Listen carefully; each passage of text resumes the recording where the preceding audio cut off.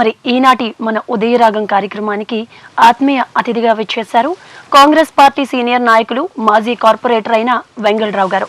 నమస్తే అండి వెంగళరావు గారు. సార్, మీరు రాజకీయ రంగ ప్రవేశం ఎలా జరిగింది? మీ కుటుంబంలో ఎవరైనా రాజకీయ నాయకులు ఉన్నారా? వాళ్ళు చూసి మీరు ఇన్స్పైర్ అయ్యి వచ్చారా, లేదంటే మీరే మొదట రాజకీయ నాయకుల?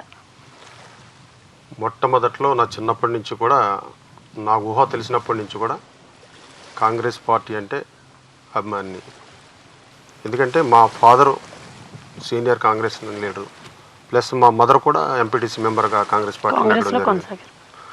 అలాగే అప్పటి నుంచి కూడా ఆవు దూడ గుర్తు దగ్గర నుంచి కూడా నాకు కాంగ్రెస్ పార్టీ అంటే చాలా అభిమానం. అప్పటి నుంచి కూడా పార్టీలో అలాగా నేను స్టడీలో కూడా కాంగ్రెస్ పార్టీ యాక్టివ్ కొంచెం ప్రోగ్రాంకి వెళ్తుండేవాళ్ళం. 1983లో విశాఖపట్నంలో కాంగ్రెస్ పార్టీలో జాయిన్ అవ్వడం జరిగింది. కానీ క్రియాశీలక సభ్యత్వం తీసుకున్న మాత్రం దావన సత్యనారాయణ గారి సమక్షంలో 1984లో నా పుట్టినరోజు జూన్ 30th ఆ రోజుని ఆయన సమక్షంలో నేను సభ్యత్వం తీసుకున్నాను. అప్పటి నుంచి ఈ రోజు వరకు కూడా కాంగ్రెస్ పార్టీలోనే కొనసాగుతున్నాను. అధిష్టానం ఏదైతే మాకు ఆదేశం ఇచ్చిందో సిన్సియర్గా ఇంతవరకు కూడా పార్టీ వ్యతిరేక కార్యక్రమం చేయలేదు. పార్టీని నమ్ముకొని ఉన్నాం, పార్టీలోనే కొనసాగుతున్నాం. సార్, అంటే క్రమశిక్షణగా ఎన్ని సంవత్సరాల నుంచి కాంగ్రెస్ పార్టీలో ఉన్నారు, క్రమశిక్షణతో కూడిన రాజకీయాలు అందించానని చెప్పారు. మరి అప్పటి నుంచి ఇప్పుడు దాకా చూసుకుంటే అప్పట్లో ఏంటంటే ఎవరో కానీ పిలిస్తే కానీ కోరుండి పిలిచేవాళ్ళు మీరు రాజకీయాలలోకి రావాలి అని చెప్పి. కానీ అప్పుడు రాజకీయాలకి ఇప్పుడు రాజకీయాలకి చాలా తేడా వచ్చింది. సో ఈ మార్పుని అంటే మీరు ఎలా తీసుకుంటున్నారు? చూస్తున్నాం కదా మార్పు. అప్పుడు రాజకీయాలు చూశాను, ఇప్పుడు అంతా స్వార్థ రాజకీయాలు. అవును, ఇప్పుడు డబ్బులుంటే రాజకీయం చేయడం. ఆ గతంలో అలా కాదు.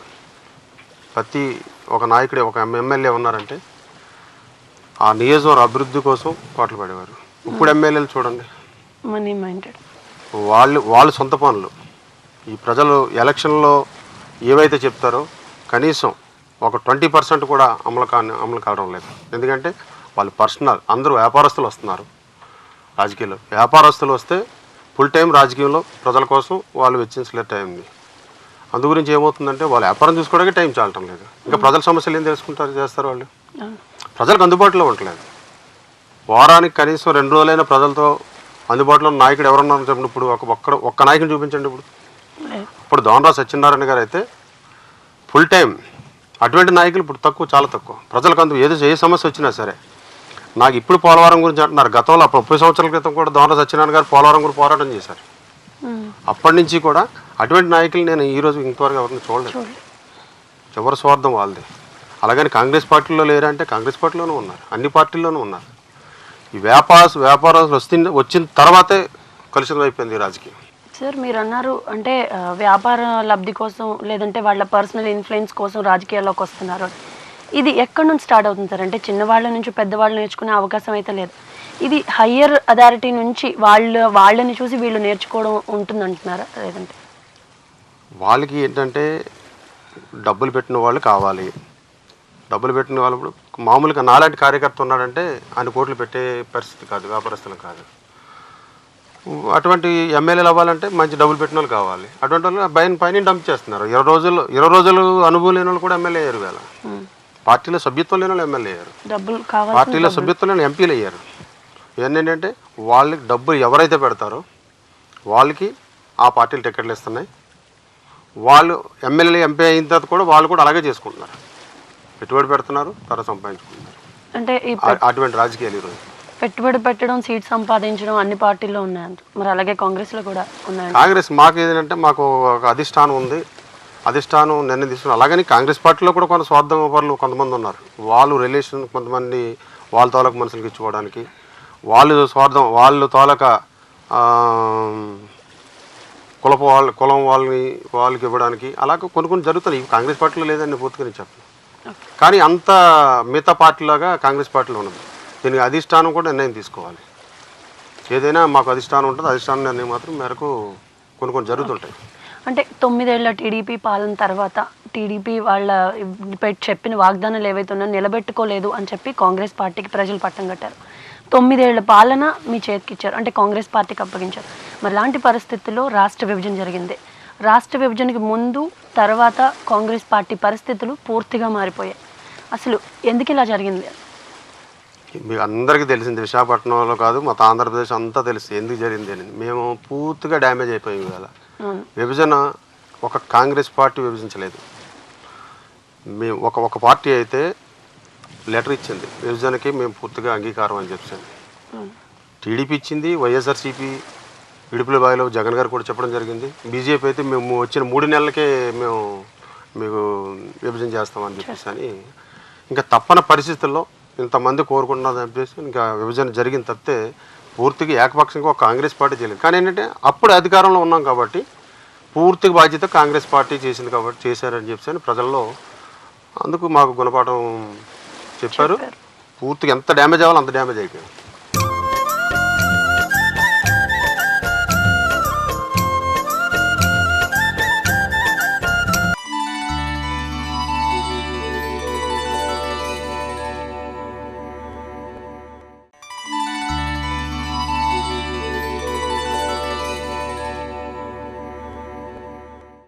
మేషరాశి వారు ఈరోజు చేసేటువంటి వ్యవహారాల్లో ఏకాగ్రత చాలా అవసరం. తొందరపాటు నిర్ణయాలు తీసుకోవడం వల్ల కష్టాలను కొని తెచ్చుకునేటువంటి పరిస్థితి ఉంది. ఆదాయ వ్యయాలు పర్వాలేదు అనిపించినప్పటికీ కూడా స్థిరాస్తి విషయాల్లో మీరు చేసేటువంటి నిర్ణయాలు తీసుకునే నిర్ణయాలు కొంచెం మళ్ళీ ఆలోచించాల్సిన పరిస్థితి ఏర్పడుతుంది. ఆత్మీయుల నుంచి ఆహ్వానాలు అవి కూడా అందుకుంటారు. ఆర్థిక వ్యవహారాలు ప్రోత్సాహకరంగా ఉంటాయి. మీరు శ్రమ పడకుండానే లాభాలు అవి కూడా మీకు జరుగుతాయి.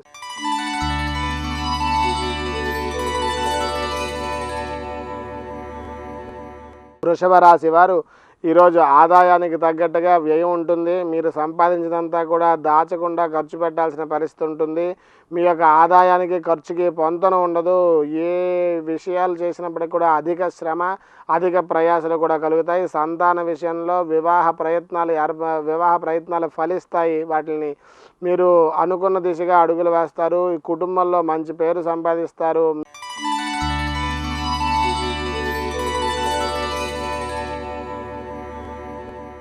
మిథున రాశి వారు ఈరోజు ప్రయత్నపూర్వకంగా కొన్ని వ్యవహారాలని సానుకూలంగా అందిపుచ్చుకుంటారు.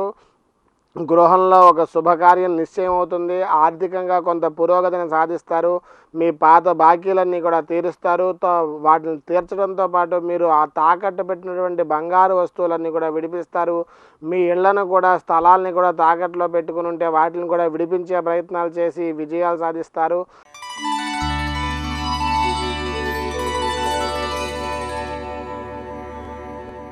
కర్కాటక రాశి వారికి ఈరోజు ఉద్యోగాల్లో గణనీయమైనటువంటి పురోభివృద్ధి లభిస్తుంది. మీ మాటకు ఇంటా బయట మంచి స్పందన లభిస్తుంది.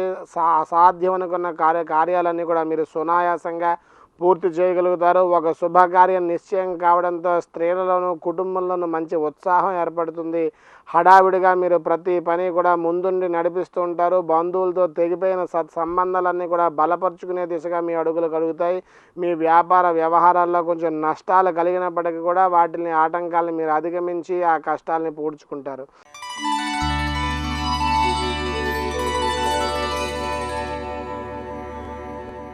సింహరాశి వారు ఈరోజు చేసేటువంటి వ్యవహారాల్లో ధనలాభాలు ఎక్కువగా చూస్తారు. ఆర్థిక స్థితి మీకు మెరుగుపడుతుంది, ప్రోత్సాహకరంగా ఉంటుంది. ఆదాయ వ్యయాల్లో ప్రణాళికాబద్ధంగా మీరు నడుస్తారు. ఇచ్చిపుచ్చుకునే వ్యవహారాలన్నీ కూడా తూచా తప్పకుండా పాటిస్తారు. మీ వాణిజ్య ఒప్పందాలు మీకు అనుకూలిస్తాయి. అవివాహితులకు వివాహాలు కుదిరే అవకాశం ఉంది. శుభవార్త శ్రవణం వింటారు, మంచి వార్త వింటారు. వ్యాపార వ్యవహారాల్లో నిలదొక్కుకోవడానికి మీరు చేసేటువంటి కొత్త పథకాలు కొత్త పనులు అందరినీ ఆకట్టుకొని మంచి ఫలితాలు సాధించగలుగుతారు.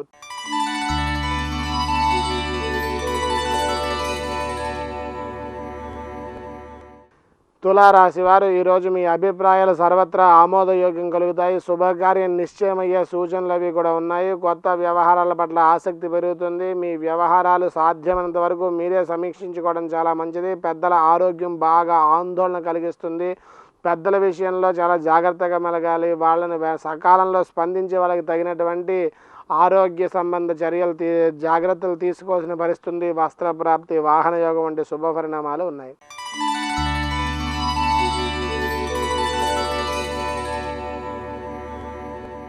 వృశ్చిక రాశి వారు ఈరోజు నూతన వ్యవహారాలన్నీ కూడా చేస్తారు, అవన్నీ కూడా కలిసి వస్తాయి. మీ వ్యాపారాన్ని విస్తరిస్తారు, మీ వ్యాపార పరిధిని పెంచుతారు, కొత్త వ్యవహారాలన్నీ కూడా లీజుకి తీసుకుంటారు, ఏజెన్సీలు అనుకూలిస్తాయి, గృహ నిర్మాణ పనులన్నీ కూడా కలిసి వస్తాయి. మీ ఇంట్లో ఉండేటువంటి వాస్తు దోషాలను సరిచేసి మరమ్మతులు చేయించి నూతన గృహ ప్రవేశాలు అవి కూడా చేసుకునేటువంటి అవకాశాలు ఎక్కువగా ఉన్నాయి. దైవ దీక్షలు తీసుకుంటారు, సేవా కార్యక్రమాల్లో పాల్గొంటారు.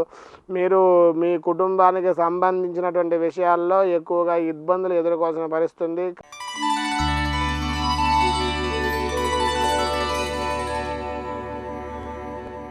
ధనస్సు రాశి వారు ఈరోజు సంఘంలో మంచి గౌరవం పొందుతారు. ఆకస్మికంగా ఖర్చులు ఎక్కువగా పెట్టాల్సిన పరిస్థితి వస్తుంది. అయినప్పటికీ కూడా మీరు ఆ ఒడిదుడుకుల్ని, ఆ యొక్క ఆర్థిక స్థితిగతుల్లో ఉండే ఒడిదుడుకుల్ని తట్టుకుని నిలబడగలుగుతారు. స్నేహితుల కలయిక వల్ల మీరు ఉమ్మడి వ్యాపారాలు అవి కూడా చేస్తారు. నూతన పెట్టుబడులు సంతృప్తికరంగా సాగుతాయి. గృహ నిర్మాణ పనులు, మరమ్మతులు చేపడతారు. కాంట్రాక్టులకు రావాల్సిన ధనం చేతికి అందుతుంది. నిలిచిపోయిన పనులన్నీ కూడా పూర్తవుతాయి.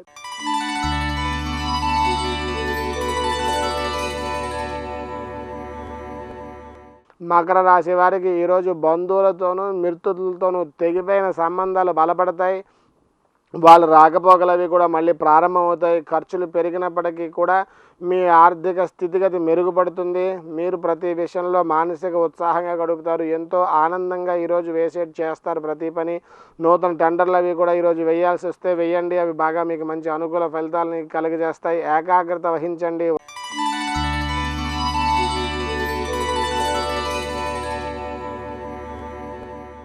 కుంభరాశి వారు ఈరోజు చేసేటువంటి ప్రతి వ్యవహారం అనుకూలిస్తుంది. మీ పిల్లల వల్ల బాగా చికాకు ఏర్పడుతుంది. ఆ పిల్లల్ని దారిలో పెట్టలేక, వాళ్ళు చేసేటువంటి అల్లరి తట్టుకోలేక బాగా చికాకులు పడతారు. తద్వారా మీకు కొంచెం అనారోగ్యం కలిగేటువంటి పరిస్థితి కూడా ఉంది. ప్రతి విషయానికి విపరీతంగా స్పందిస్తారు. ఆ స్పందించే విషయం మిమ్మల్ని బాగా ఇబ్బందులకి గురి చేస్తుంది. కొత్త పథకాలు, ప్రణాళికలు రూపొందించుకుంటారు. కానీ లోపల ఒకటి పెట్టి బయటికి మరొకటి చెప్తారు. మీరు అనుకునే విషయం పూర్తిగా చెప్పలేకపోవడం వల్ల మీకు బాగా చికాకులు కలుగుతాయి.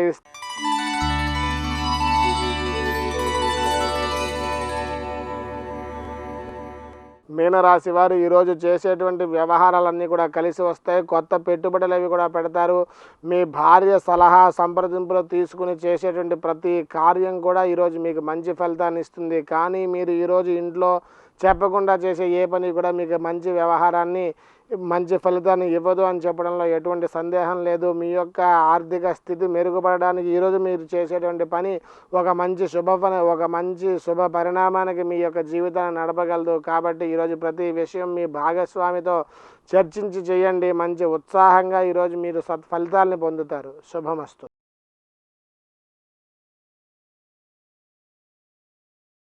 అంటే మీరు ఈ విధంగా అనుకున్నారు, అంటే ఒకవేళ విభజిస్తే ఇటువైపు సమాఖ్య ఉద్యమాలు బలంగా జరుగుతున్నాయి. ఒకవేళ అంటే ఆంధ్రప్రదేశ్లో రాకపోయినా తెలంగాణలో అయినా కాంగ్రెస్ వస్తుంది అనే నమ్మకంతోనే మీరు విభజన జరిగిందని అనుకుంటున్నారు? అసలు మేము అది కొంతవరకు రైటే, కానీ మేమైతే ఆ విధంగా ఆలోచించలేదు. అంతవరకు కాంగ్రెస్ పార్టీ నిజంగా చేసిన కార్యక్రమాలు, అభివృద్ధి కార్యక్రమాలు, సంక్షేమ కార్యక్రమాలు చాలా చక్కగా అమలుపరిచారు. ఇప్పుడు మా ఎస్సీ ఎస్టీ సప్లాన్ కూడా ఇంతవరకు చరిత్రలో ఏ స్టేట్లోనూ తీసుకురాలేదు. అటువంటిది కాంగ్రెస్ పార్టీ ఆంధ్రప్రదేశ్లో తీసుకొచ్చింది. అటువంటి ఇంకా బంగారు తల్లి పథకం కానీ, ఇంకా మహిళల కోసం అన్ని అనేకమైన పథకాలు కూడా కాంగ్రెస్ పార్టీ పెట్టడం జరిగింది. ఇంత అభివృద్ధి కార్యక్రమాలు చేసి ఇన్ని సంక్షేమ కార్యక్రమాలు అప్పుడు రాజశేఖర రెడ్డి గారు పెట్టినవి కూడా మేము కంటిన్యూ అమలు చేస్తూ ఇంకా దాన్ని స్ట్రెంగ్తన్ చేసుకుని వెళ్ళి ఇంకా ప్రజల్లో ఎంత డ్యామేజ్ అవుతుందని మాత్రమే అనుకోలేదు. ఎందుకంటే యాక్చువల్గా అయితే మాకు ఇష్టం లేదు విభజన చేయడం. ఇప్పుడు ఆంధ్రప్రదేశ్లో ఇక్కడ మేము హైదరాబాద్ వెళ్తే ఒక రకమైన ఫీలింగ్ మందని, ఇప్పుడు అది వేరే విధంగా ఉంది. కానీ జనాలకు మేము ఎక్స్ప్లెయిన్ చేయలేకపోయాం. ఇది ఈ విధంగా జరిగింది, ఇది ఒక కాంగ్రెస్ వల్లే విభజన జరిగిందా, ఇది బీజేపీ పాత్ర ఎంత ఉంది, టీడీపీ పాత్ర ఎంత ఉంది, వామపక్షాల పాత్ర ఎంత ఉంది, వైఎస్ఆర్సీపీ పాత్ర ఎంత ఉన్నదని మేము ప్రజలకు ఎక్స్ప్లెయిన్ చేయలేకపోయాం. అందు గురించి ఎంత డ్యామేజ్ అయింది మాకు.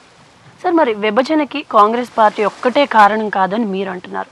మరి ఆ రోజు లోక్సభలో కానీ రాజ్యసభలో కానీ అంతమంది వద్దంటున్న ఒక మూజువాని ఓటు కానివ్వండి, లేదంటే కంప్లీట్గా పార్లమెంట్ని కానీ రాజ్యసభని కానీ అంటే అన్ని మీడియాని కూడా అలౌ చేయకుండా లోపల ఏం జరుగుతుందో తెలియకుండా అంత కళ్ళు అంటే అందరు కళ్ళు మూసుకొని చేసేసినట్టు వెంటనే అంత నిమిషాల మీద ఎందుకు విభజన చేశారు? అన్ని పార్టీలు విభజనకి సిద్ధంగా ఉన్నామని చెప్తున్నప్పుడు అంతమంది వ్యతిరేకిస్తున్నప్పుడు అంత క్లోజ్డ్ రూమ్లో విభజన చేయాల్సిన అవసరం ఏమొచ్చింది? అప్పుడు పరిస్థితులు ఎలా ఉన్నాయి మరి? అప్పుడు పరిస్థితులు ఎవరు?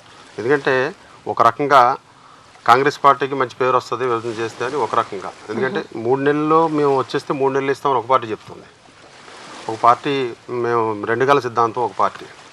అలాగా ఒక రకంగా పెద్దలు ఆలోచించింది సిడబ్ల్యూసీలో విభజన జరిగితే ఆంధ్రప్రదేశ్కి ఇటువంటి ప్యాకేజీలు ఇవ్వాలి. ఇప్పుడు వచ్చిన ఎయిమ్స్ కానీ ఇవన్నీ కూడా అప్పుడు వాళ్ళు దాంట్లో పెట్టినవే. ఏదైనా ఆంధ్రప్రదేశ్కి మంచి స్పెషల్ ప్యాకేజ్ ఇస్తే ఆటోమేటిక్గా తెలంగాణ కూడా కాంగ్రెస్ ఫేవర్గా ఉంటుంది, ఇక్కడ జనాలు కూడా ఈ ప్యాకేజీల వల్ల కూడా ఫేవర్గా ఉంటుంది అనుకున్నారు. అది రివర్స్ అయింది. సార్ అప్పట్లో బలంగా ఒకటి వినిపించేది అంటే ఒకవేళ రాష్ట్ర విభజన అంటూ కనుక జరిగితే తెరాస పార్టీ కాంగ్రెస్లో విలీనం చేస్తాము అన్నది ఒక న్యూస్ అయితే బయటకు వచ్చింది. మరి అది ఎంతవరకు వాస్తవం? అది నిజంగా అలాగేమైనా ఒప్పందం జరిగిందా, లేదంటే వీళ్ళు మధ్యలో మాట ఏమైనా మార్చారా? ఒప్పందం జరిగిందని ఓపెన్గా కేసీఆర్ గారే చెప్పారు కదా, మేము కాంగ్రెస్తోనే వీళ్ళు అవుతాం, మేము అక్కడి నుంచి వచ్చేసిన తర్వాత ఆయన అధికారంలోకి వచ్చిన తర్వాత ఆయన ప్రజలు ఇష్టం అన్నారు, ప్రజలు ఇప్పుడు ఒప్పుకోవట్లేదు అన్నారు. అది అందరూ తెలిసింది. అది అంటే నెపాన్ని మొత్తం ప్రజల మీద నెట్టేసింది. సరే, అంటే అప్పట్లో అన్నారు భౌగోళికంగా మనం విడిపోతున్నప్పటికీ అన్నదమ్ముల్లా కలిసి ఉందామని. కానీ ఇప్పుడు చూసుకుంటే ప్రజెంట్ సిచ్యువేషన్ చూసుకుంటే విద్యుత్కి కానీ నీళ్ళకి కానీ ప్రతి దానికి ఈరోజు కొట్టుకోవాల్సి వస్తుంది. అన్నదమ్ముల్లా ఉంటామని చెప్పి ఇలా కొట్టుకునే పరిస్థితులు అసలు క్రియేట్ అవ్వడానికి గల కారణాలు ఏంటి? అన్నాలంటే మీకు ఎలా చెప్పాలో నాకు అర్థం అవ్వట్లేదు. కానీ ఈ చంద్రబాబు నాయుడు గారు మేనిఫెస్టోలో ఏవైతే పెట్టారో, కేసీఆర్ గారు అక్కడ ఏవైతే చేస్తానో ఆయన పెట్టారో, ఇద్దరికి చాలా తేడా ఉందండి. ఇద్దరు అన్నదమ్ముల్లాగా ఉందామన్నారు, ఆంధ్రప్రదేశ్ కలిసి ఉండాలన్నారు, కరెక్ట్ అందరం కలిసి అన్నదమ్ముల్లాగా ఉందామన్నారు. అది మాటల వరకే కానీ చేతలు లేవు. ఆయన పదవిలోకి వచ్చిన దగ్గర నుంచి కూడా ఆయన ఇష్టానుసారంగా ఆయన మాట్లాడుతున్నాడు. ఈయన వచ్చిన తర్వాత ఈయన ఇష్టానుసారంగా ఈయన చేస్తున్నారు. మధ్యలో ప్రజలకి ఒరిగేది ఏమీ లేదు. సంక్షేమ గారు అలాగా ఉండిపోయినాయి. అసలు ఏ విధంగా కూడా ఈరోజు ప్రజలు తెలుసుకున్నారు. చాలా వరకు మాకు ఇంతకుముందు అంత స్పందన వచ్చేది కాదు ఎక్కడికైనా వెళ్తే. ఇప్పుడైతే మళ్ళా పాత రోజులు మళ్ళా వచ్చే అనిపిస్తుంది మాకు. అప్పుడు 1 year పాలనలోనే. అంటే మీకు ప్రజల నుంచి అంత అనూహ్యమైన స్పందన ఉంది. మళ్ళీ నిజంగా 1 yearకి మేము ఏ కార్యక్రమం చేస్తున్నా వేలాది మంది వస్తున్నారు. అది మేము తప్పు చేసాం, టీడీపీకి ఓటేసి బీజేపీకి ఓటేసి. ఎందుకంటే ఇది కేవలం నెక్స్ట్ టైం కూడా మేము కాంగ్రెస్ పార్టీ అధికారంలోకి వచ్చేది విభజన జరగకపోతే. విభజన జరిగిన తర్వాత అది మాకు ఇష్టం లేదు, అధిష్టానం వీళ్ళందరూ ఒకే అన్న తర్వాత అధిష్టానం నిర్ణయం తీసుకుంది. దాని తర్వాత తీసుకున్న తర్వాత మేము ఎంత అనుభవించాలి, అంత డ్యామేజ్ అవ్వాలి, అంత డ్యామేజ్ అయింది. రాష్ట్ర విభజన అనేది జరగకుండా ఉండుంటే కనుక తర్వాత కూడా అధికారంలోకి 9 ఏళ్ళు కాకుండా ఇంకో 4 ఏళ్ళు కూడా అధికారంలో కాంగ్రెస్ పార్టీ వచ్చి ఉండేదని మీరు అన్నారు. సో అలాగా ఒకవేళ వచ్చి ఉంటే కనుక ఈ పరిస్థితులు తర్వాత కూడా మనమే వస్తాం, ఇక్కడ రాష్ట్ర విభజన ఇట్లా జరగకుండా ఉంటే తర్వాత అధికారంలోకి మనమే వస్తాం అన్న విషయాన్ని అధిష్టానానికి ఎందుకు మీరు బలంగా వినిపించలేకపోయారు? అంటే ఇందులో మన రాజకీయ నాయకులు ఈ మెసేజ్ కన్వే చేయడంలో మన రాజకీయ నాయకులు ఏమైనా విఫలమయ్యారంటారా? ఒకవేళ అలా విఫలమై ఉంటే కనుక వాళ్ళని ఇంకా పార్టీలో ఎందుకు కొనసాగిస్తున్నారు అత్యున్నత పదవులు ఇచ్చి? నా వ్యక్తిగతంగా నేను చెప్పుకోవాల్సింది ఏంటంటే 100% విఫలమయ్యారు. విఫలమైన వాళ్ళు కూడా పార్టీ మారిపోయారు. కాంగ్రెస్ పార్టీని నాశనం చేశారు. ఎంత అనుభవించాలో కాంగ్రెస్ పార్టీలో అనుభవించారు, పార్టీని నాశనం చేశారు. ఇప్పుడు పార్టీ కూడా మారిపోయి వదిలేశారు. సో స్వార్థం కోసం స్వార్థం కోసం. సార్ మీరు అన్నారు కదా స్వార్థం కోసం పార్టీలు మారిపోయారు అండ్ దట్టు ప్రజల నుంచి అనూహ్యమైన స్పందన వస్తుంది 1 year పాలనలోనే అనేది. ఇదే స్పందన ఒకప్పుడు పీఆర్పీకి వచ్చింది, చిరంజీవి గారిని రాజకీయాల్లోకి రమ్మని. ఇదే స్పందన వైఎస్ఆర్సీపీ నాయకుడు జగన్ పార్టీకి వచ్చింది. సో ఆ స్పందన ఓటు బ్యాంక్ని తీసుకురాలేకపోయింది, అంటే ఆ 2 పార్టీలు అధికారంలోకి తీసుకురాలేకపోయింది. ఇప్పుడున్న ప్రజల మైండ్ సెట్కి మళ్ళీ అధికారంలోకి కాంగ్రెస్ వస్తుందన్న నమ్మకం మనకి ఎట్లా వస్తుంది? ఇది జగన్ గారి పార్టీ, చిరంజీవి గారి పార్టీకి కాంగ్రెస్ పార్టీకి చాలా వ్యత్యాసం ఉందండి. ఇది జాతీయ కాంగ్రెస్ పార్టీకి ఇది చిన్నది కాదండి. 127 సంవత్సరాల చరిత్ర కలిగిన పార్టీ.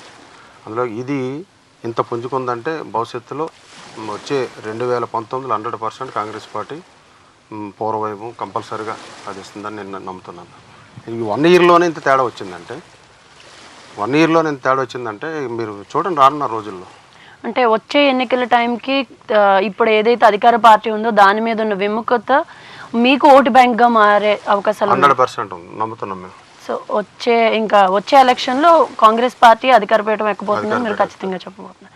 సార్ మరి ఎస్సీ ఎస్టీకి సంబంధించి సబ్ ప్లాన్ కూడా కాంగ్రెస్ పార్టీ అనే పథకాన్ని కాంగ్రెస్ పార్టీయే ఇంట్రడ్యూస్ చేసిందని గర్వంగా చెప్తారు. మరి అలాంటి ఎస్సీ ఎస్టీకి సంబంధించి మీరు గత 4 సార్లుగా చైర్మన్గా కొనసాగుతున్నారు.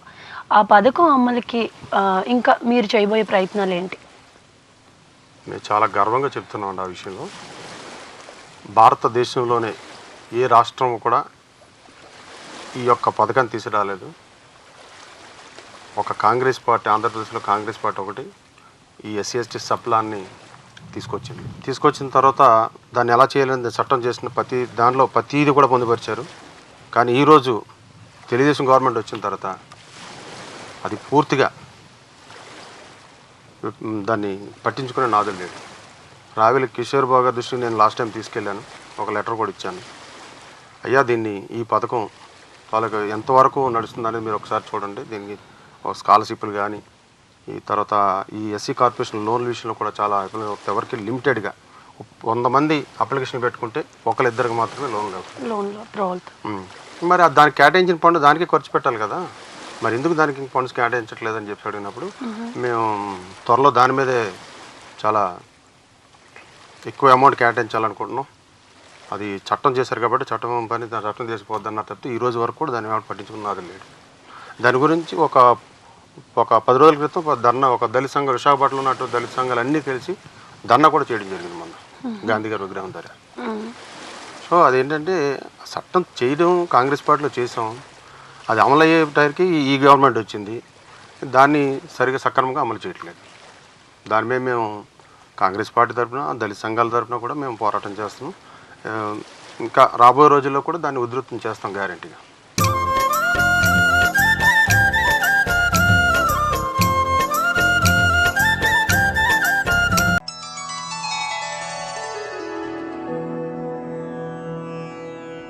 వజ్రక్షారం పేరుతో లభించే ఆయుర్వేద మూలిక వాడటం వలన లేదా ఇంట్లో చేసుకునే శనగపొడి మరియు వాముపొడిని ఒకటిగా కలుపుకొని పాలతో లేదా మజ్జిగతో సేవించటం వలన మూత్రవ్యాధులు, అమీబియాసిస్, కీళ్ల నొప్పులు వంటి వ్యాధులు తగ్గుతాయి. మరి ఈ చట్టం అమలుకి తీవ్రంగా కృషి చేస్తానని చెప్తున్నారు. అలాంటి మీరు కాంగ్రెస్ పార్టీలోనే ఎప్పటి నుంచో కొనసాగుతున్నారు. పార్టీకి విభజన తర్వాత చాలా రూపురేఖలే మారిపోయాయి. మరి అలాంటి క్లిష్ట పరిస్థితుల్లో కూడా మీరు ఇంకా కాంగ్రెస్లోనే కొనసాగుతున్నారు. బయట మాత్రం మీరు ఇంకో పార్టీలోకి వెళ్తారు అన్న కామెంట్స్ అయితే వినబడుతున్నాయి. దీని గురించి మీరు ఏమైనా చెప్తారు? లేదండి, అలాంటి ఆలోచన లేదు. సో ఇంకో పార్టీలోకి వెళ్ళట్లేదు, వేరే పార్టీలో వెళ్ళే ఆలోచన అసలు లేనే లేదు.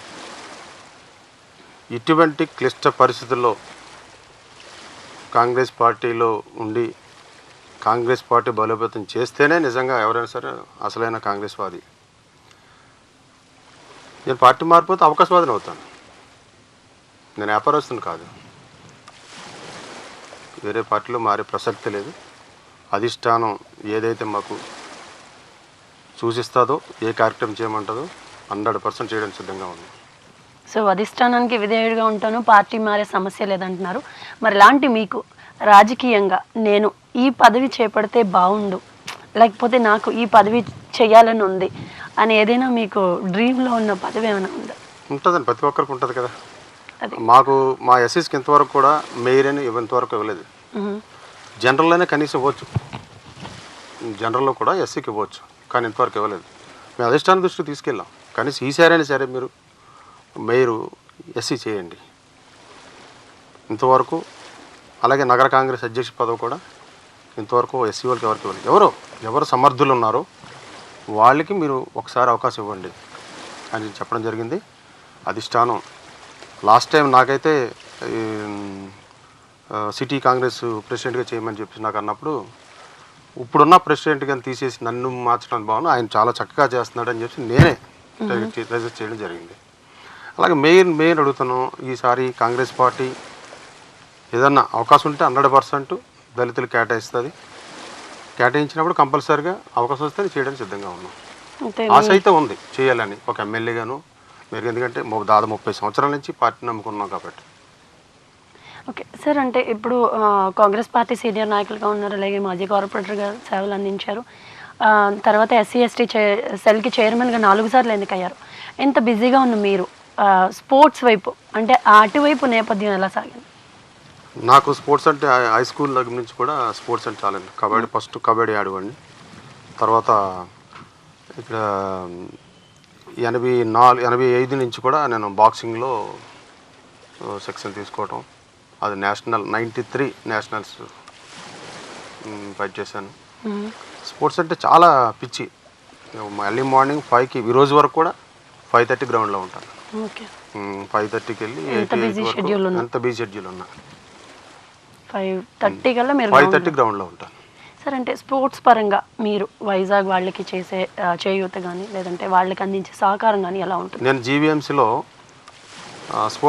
స్పోర్ట్స్ కమిటీ చైర్మన్గా ఉన్నప్పుడు ఈ విశాఖపట్నంలో 72 వార్డుల్లో కూడా ప్రతి మున్సిపల్ స్కూల్లో కూడా స్పోర్ట్స్ సంబంధించి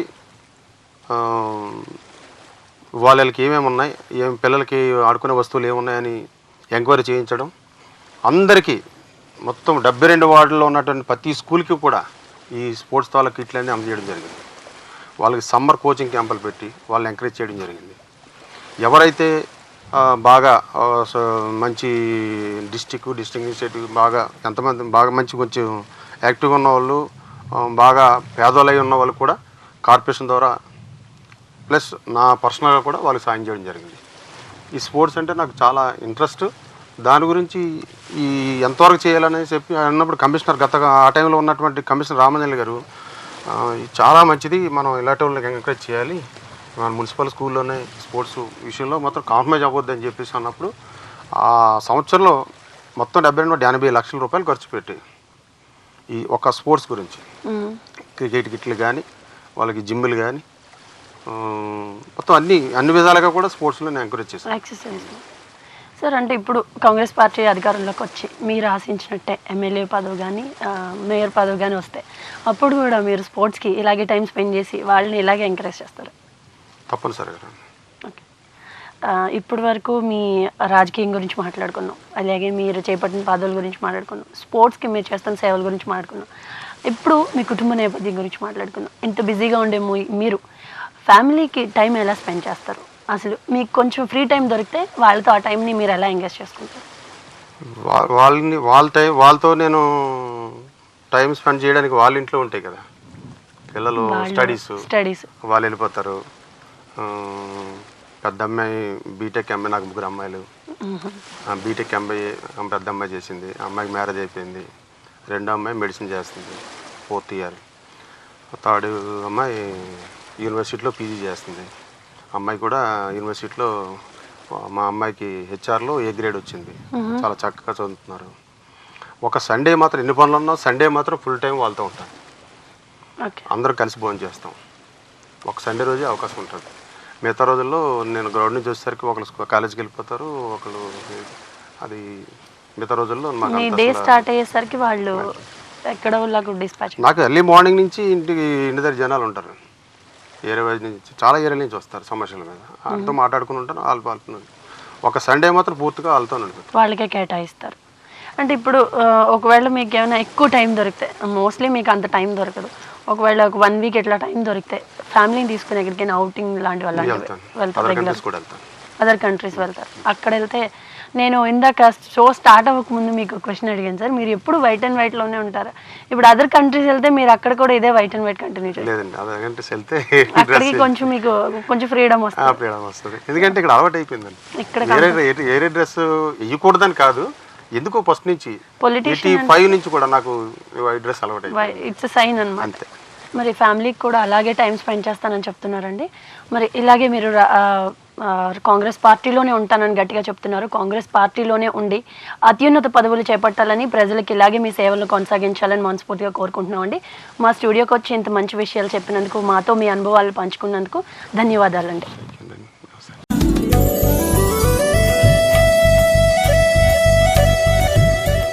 ఆనందమయమైన హృదయం ఔషధంలా మంచిని చేస్తుంది, కానీ విరిగిన ఆత్మ నరకం లాంటిది, బాధిస్తుంది. బైబిల్.